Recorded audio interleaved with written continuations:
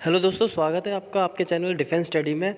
Friends, यहाँ हम MP police के जो प्रीवियस ईयर के क्वेश्चन हैं वो सॉल्व करेंगे। जो प्रीवियस ईयर के क्वेश्चन हैं आपको सेक्शन वाइज सेक्शन हम यहाँ सॉल्व कराएंगे। जैसे मैथ का अलग, जीएस का अलग, रीजनिंग का अलग, साइंस का अलग, सारे सेक्शन हम यहाँ सॉल्व करा देंगे एक एक करके।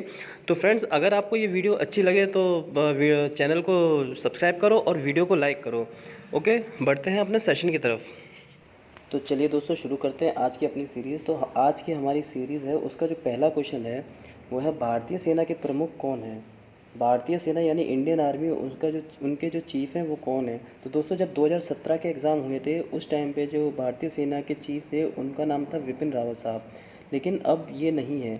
अब भारतीय सेना के जो चीफ़ हैं उनका नाम है मनोज मुकुंद नरावने साहब, मनोज मुकुंद नरावने।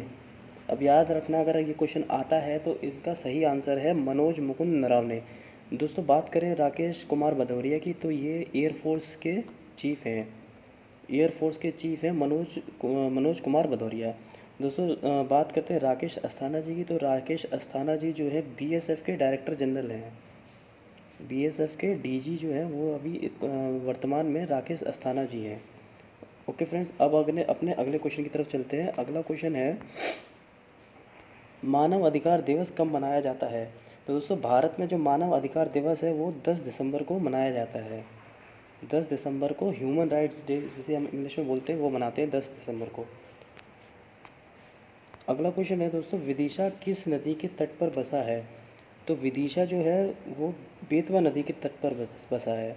विदिशा बेतवा नदी के तट पर बसा है। दोस्तों, सोन नदी के तट पर एमपी का जो सीधी ज़िला है, एमपी का जो सीधी डिस्ट्रिक्ट है वो सोन नदी के तट पर बसा है। और पटना जो है, बिहार की राजधानी पटना है, वो भी सोन नदी के तट पर बसी हुई है। दोस्तों, बात करते हैं केन की, तो केन के जो है बांदा बांदा डिस्ट्रिक्ट है, बांदा शहर है यूपी का, बांदा शहर यूपी का, वो केन नदी की तट पर बसा हुआ है। चलते हैं अपने अगले क्वेश्चन की तरफ। अगला क्वेश्चन है, इतिहास के अनुसार ग्वालियर शहर की स्थापना किसने की थी। तो दोस्तों, इतिहास के अनुसार अगर हम देखते हैं तो ग्वालियर शहर की जो स्थापना है वो राजा सूरज सेन ने करी थी। राजा सूरज सेन इस क्वेश्चन का सही आंसर है। बढ़ते हैं अगले क्वेश्चन की तरफ। तो अगला क्वेश्चन है, प्रधानमंत्री श्री नरेंद्र मोदी जी ने जीवनी की लेखक कौन हैं। प्रधानमंत्री श्री नरेंद्र मोदी जी के जीवनी के लेखक जो हैं वो तरुण विजय साहब हैं। तरुण विजय साहब, बात करें तरुण विजय की, तो ये जो है राज्यसभा एमपी हैं। तरुण विजय साहब राज्यसभा एमपी हैं, कहाँ से, उत्तराखंड से। उत्तराखंड से ये राज्यसभा के एमपी थे। और ये कौन से वर्ष से कब तक थे, 2010 से लेके 2016 तक ये जो है एमपी रहे हैं, उत्तराखंड से राज्यसभा एमपी।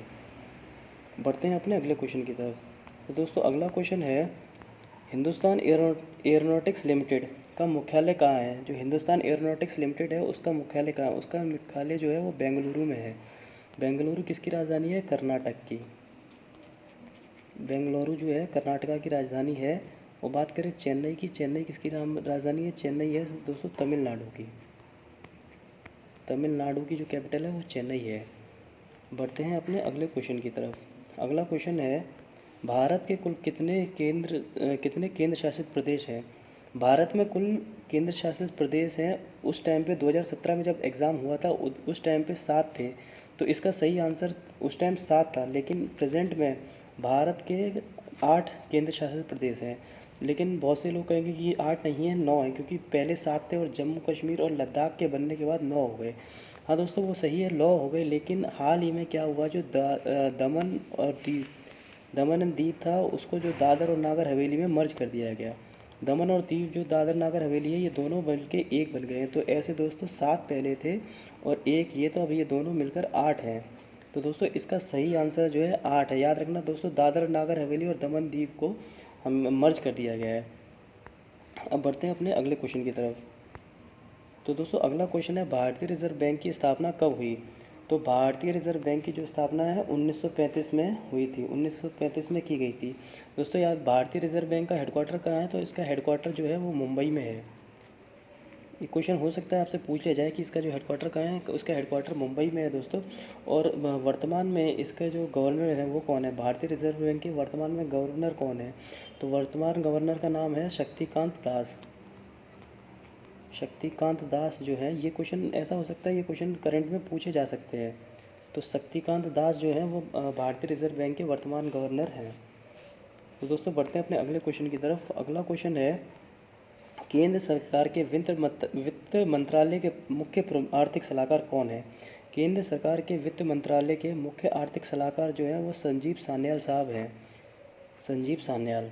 ओके, अगले क्वेश्चन की तरफ चलते हैं। अगला क्वेश्चन है, संस्कृत के लिए 2017 के साहित्य अकादमी पुरस्कार के विजेता कौन थे? संस्कृत के लिए 2014 के साहित्य अकादमी पुरस्कार के विजेता हैं प्रभुनाथ द्विवेदी साहब।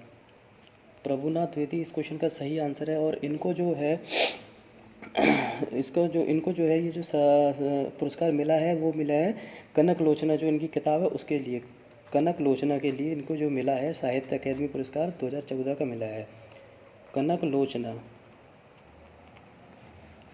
अब बढ़ते हैं अपने अगले क्वेश्चन की तरफ। तो दोस्तों अगला क्वेश्चन है, किसने ओरछा के चतुर्भुज मंदिर का निर्माण करवाया? तो दोस्तों ओरछा के जो चतुर्भुज मंदिर है उनका निर्माण बुंदेलो राजा ने करवाया था।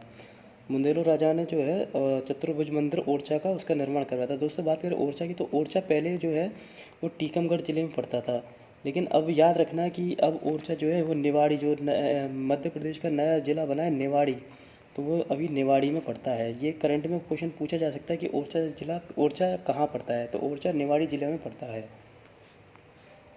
अगला क्वेश्चन है दोस्तों, विंध्य श्रेणी की सबसे ऊंची चोटी कौन सी है? तो दोस्तों बात करें विंध्य श्रेणी की सबसे ऊंची चोटी की, तो विंध्य श्रेणी की सबसे ऊंची चोटी है उसका नाम है गुडविल चोटी। गुडविल चोटी सबसे ऊंची चोटी मानी जाती है विंध्य श्रेणी की। दोस्तों गुरु शिखर जो है, गुरु शिखर माउंट आबू में पड़ता है, और ये जो है अरावली की सबसे ऊंची चोटी मानी जाती है। अरावली की सबसे ऊंची चोटी है गुरु शिखर। और कंचनजंगा है, कंचनजंगा विश्व की तीसरी सबसे ऊंची चोटी मानी जाती है। तीसरे नंबर पर सबसे ऊंची चोटी कंचनजंगा मानी जाती है विश्व की। अगला क्वेश्चन है, केंद्रीय पर्यावरण वन एवं जलवायु परिवर्तन मंत्रालय के क्लाइमेट स्मार्ट विलेज प्रोजेक्ट में मध्य प्रदेश के कितने गाँव शामिल हैं? तो दोस्तों इसमें मध्य प्रदेश के 60 गाँव शामिल हैं। मध्य प्रदेश के 60 गाँव इस प्रोजेक्ट में शामिल हैं। तो आइए अपना अगला क्वेश्चन देखते हैं। अगला क्वेश्चन है, भारत के परमाणु सक्षम मिसाइल अग्नि 5 का परीक्षण कहाँ किया गया? तो भारत का परमाणु सक्षम मिसाइल अग्नि 5 है, उसका परीक्षण जो है अब्दुल कलाम आइलैंड पर किया गया। अब्दुल कलाम आइलैंड, दोस्तों ये अब्दुल कलाम आइलैंड है जो उड़ीसा तट पर है। उड़ीसा तट से 150 किलोमीटर दूर ये अब्दुल कलाम आइलैंड पड़ता है। दोस्तों बात करते हैं मुंड्रो आइलैंड की, तो मुंड्रो आइलैंड जो है वो केरल में है। मुंड्रो आइलैंड जो है केरल राज्य में है। और बात करें हैवलॉक आइलैंड की, तो हैवलॉक आइलैंड का जो नाम है हाल ही में बदल के कुछ रख दिया गया है। तो हैवलॉक आइलैंड पहले तो बता दूं अंडमान और निकोबार द्वीप समूह में पड़ता है, और हैवलॉक आइलैंड का जो नाम है वो बदल के स्वराज द्वीप कर दिया गया है। तो ये क्वेश्चन जो है करंट में पूछ सकते हैं, इसका नाम बदल के स्वराज द्वीप कर दिया गया है। आइए देखें अपना अगला क्वेश्चन। तो अगला क्वेश्चन है, भारत के राष्ट्रपति पर कौन से शब्द अंकित है? ये मिसप्रिंट हो गया, यहाँ पर है। भारत के राष्ट्रपति पर कौन सा शब्द अंकित है? तो दोस्तों भारत के जो राष्ट्रपति के उस पर सत्यमेव जयते लिखा हुआ है। उस पर क्या लिखा हुआ है दोस्तों? सत्यमेव जयते। अगला क्वेश्चन है, विभाजन परिषद के अध्यक्ष कौन थे? विभाजन परिषद के अध्यक्ष थे वो लॉर्ड माउंटबेटन थे। लॉर्ड माउंटबेटन, हिस्ट्री का क्वेश्चन है। लॉर्ड माउंटबेटन जो थे वो विभाजन परिषद के अध्यक्ष थे। दोस्तों हमारा अगला क्वेश्चन है, भारत के कौन से पूर्व प्रधानमंत्री के जन्म दिवस को सुशासन दिवस के रूप में मनाया जाता है? भारत के कौन से पूर्व प्रधानमंत्री के जन्म दिवस को सुशासन दिवस के रूप में मनाया जाता है? तो दोस्तों वो है अटल बिहारी वाजपेयी। अटल बिहारी वाजपेयी जी के जन्म दिवस को सुशासन दिवस के रूप में मनाया जाता है। अगला क्वेश्चन देखते हैं। अगला क्वेश्चन है, दिबांग वन्य जीव अभयारण्य कहाँ पाया जाता है? तो दोस्तों दिबांग वन्य जीव अभयारण्य जो है वो अरुणाचल प्रदेश में पाया जाता है। अरुणाचल प्रदेश में।